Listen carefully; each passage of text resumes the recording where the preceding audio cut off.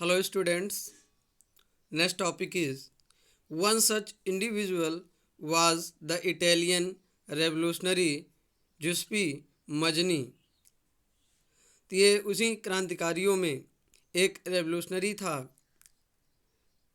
जो कि एक इटालियन था, इटली का था। जैसे इटली के सिटीजन्स को इटालियन बोलेंगे, जैसे इंडिया के सिटीजन्स को इंडियन बोलते हैं, तो उसका नाम जिस्पी मजनी था। Born in Geneva in 1807। उसका जन्म जिनेवा में हुआ था 1807 में। ही became a member of the secret society of the Carbonari. और वो कार्बोनरी जो कि सेक्रेट सोसाइटी थी उसका मेंबर बना। As a young man of 24, वो एक नौजवान युवक था 24 साल का। He was sent into exile in 1831 for attempting a revolution in Liguria. तो ये लिगुरिया में एक क्रांतिकारी एक्टिविटी करने की वजह से उसे एग्जाइल कर दिया गया था, देश से निकाल दिया गया था। He subsequently founded two more underground societies. तो इस तरह से जिस्पी मजनी ने दो सेक्रेट सोसाइटीज़ को इस्टेब्लिश किया जो कि अंडरग्राउंड सोसाइटीज़ थी। फर्स्ट, पहली जो सेक्रेट सोसाइटी थी यंग इटली इन मार्सेल्स। तो पहले तो यंग इटली थी ये मार्सेल्स में। And then Young Europe in Bern, और दूसरा Young Europe in Bern whose member were. और इस दोनों सोसाइटियों के मेंबर कौन थे, सदस्य कौन थे? Were like minded young man. ये लोग माइंडेड लोग थे, बुद्धिमान वर्ग के लोग थे।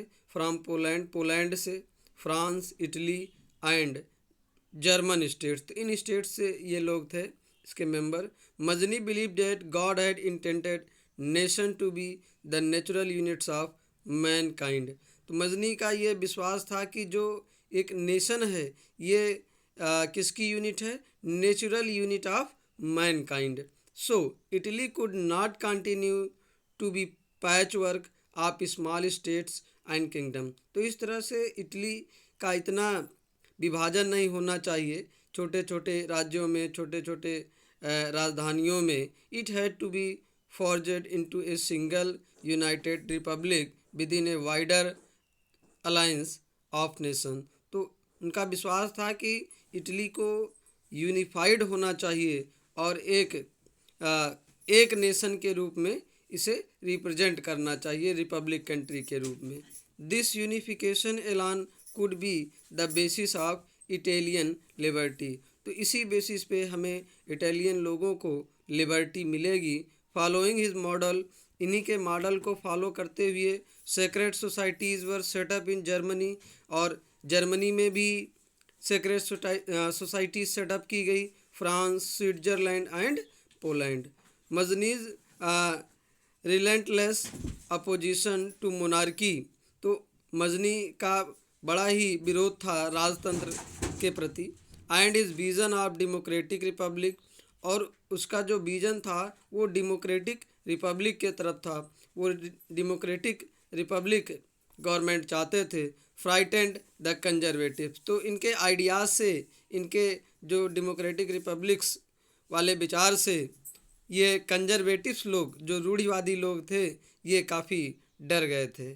मेटरनिच डिस्क्राइब्ड हिम, और मेटरनिच ने इनको, इनके बारे में वर्णन किया as the most dangerous enemy of our social order. तो ये हमारे सोशल आर्डर का Giuseppe Mazzini most dangerous enemy है, बहुत ही खतरनाक शत्रु है ये कंजर्वेटिव्स का, क्योंकि ये लिबरल डेमोक्रेटिक आइडियाज़ को फॉलो करते थे और एक नेशन डेवलप करना चाहते थे जहाँ सबको लिबर्टी हो, इक्वालिटी एंड फ्रेटर्निटी।